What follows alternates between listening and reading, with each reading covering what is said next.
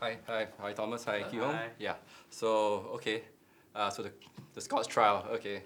Yeah.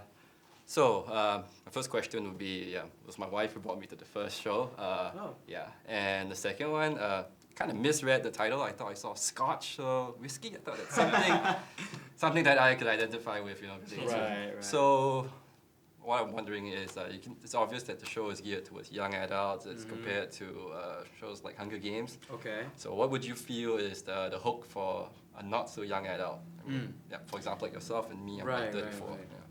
I think just thinking that the movie is called Scotch Trials will help. Yeah, that's enough. That's enough of a reason. That's enough to watch the movie. Just enjoy a nice glass of scotch while enjoying the Scotch Trials. No, I think a lot of people are interested in using their imaginations to think like what would happen in a post-apocalyptic world. You know, what kind of world is that?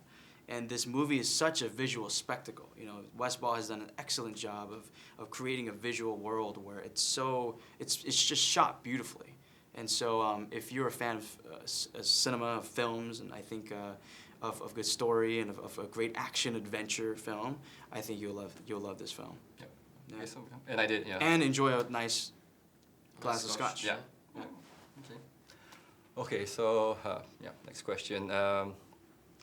It's quite evident that there's quite a crafted ethnic mix in the movie, in the group, right?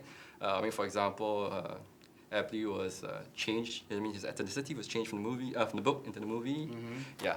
So, do you think that there's a danger for yourself? I mean, you can jump in to help as well. That might be typecasted as that the token Asian, and if in consideration, do you think that maybe you feel like a torchbearer for the minorities in Hollywood?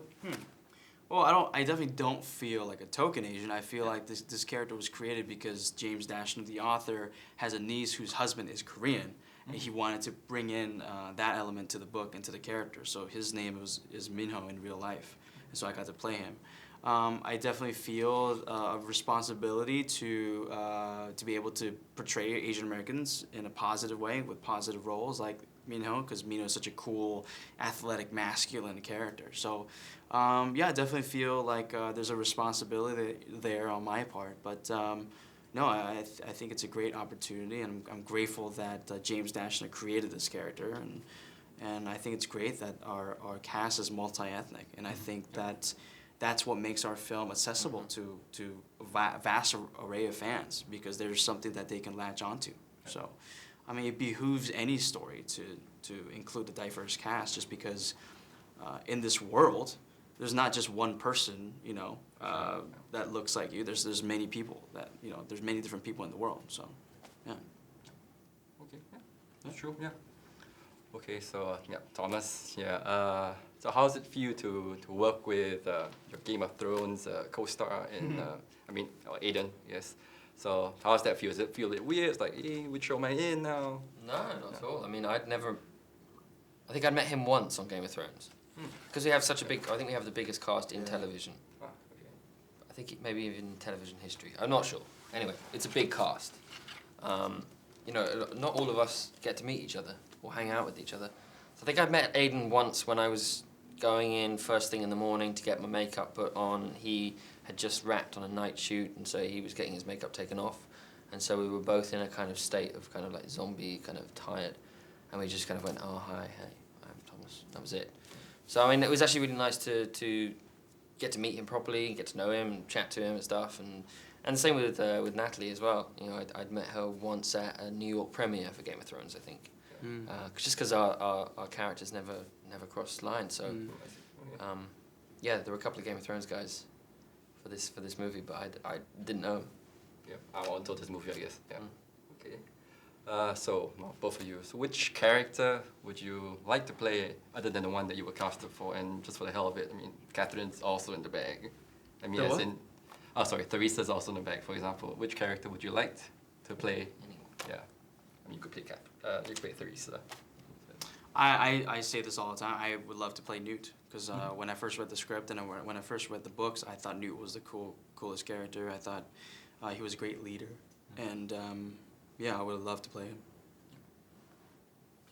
I said it before as well. I'd quite like to play Minho. I think it's cool. He's sassy. Sassy. He gets little one-liners. He gets to do all the cool stuff. Gets to do the action stuff and all the running and stuff. And he's just a cool dude. Yeah. I think it'd be fun. Be fun to play him.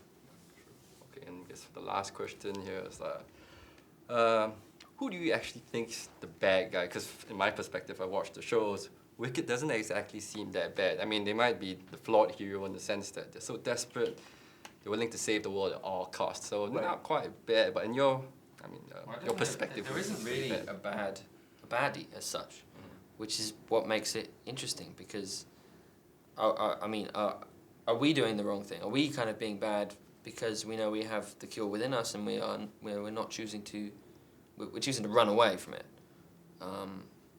Or are the gangs that we bump into along the way, are they bad? But no, they are just trying to survive themselves. Everyone is just trying to survive. And people go around it in different ways, and that's just how different human beings react. And that's what makes it kind of interesting, and it makes it much more of a kind of moral dilemma on every character you meet. And there's a scene where we end up in Thomas's character ends up in a party, and I think you get a sense of what humanity in this put into this situation would genuinely react in. And if you've got nothing else to live for, then I think that party scene really kind of shows off what some people would do.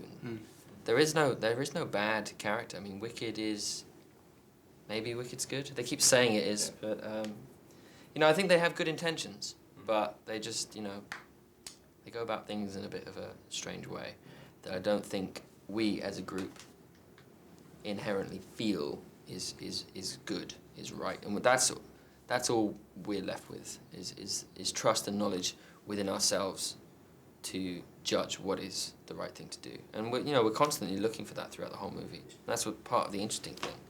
There's no bad guy chasing us, really. Yeah, so for me, I thought it's just about the nativity, because it's a bunch of young kids and all that. Okay, so that's all the questions that I have. Okay, thank you. Thank you very much. All right. Okay, Nice meeting you. thanks again. Nice talking to you. Nice to talk to you too. Goodbye. Bye. Thanks. Hip-hop.